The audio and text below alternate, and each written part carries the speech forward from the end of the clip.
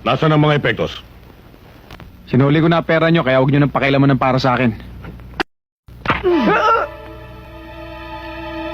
Bitawan mo na, kundi mayayari amo mo.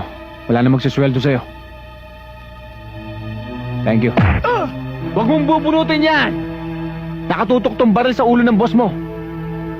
Hindi ako nagpunta rito para makipagpatayan. Pero kung pipilitin nyo ako, okay lang sa akin.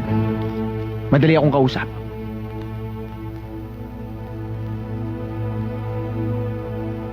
Huwag mong daanin sa init ng ulo, Guilher. Mapag-uusapan natin to. Relax ka lang, kid. Tama na yung prueba nakita ko. Okay lang.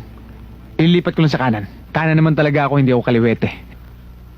Ano, naniniwala na kayo? Pakikinabangan natin yan. O sige, iwanan nyo na kami.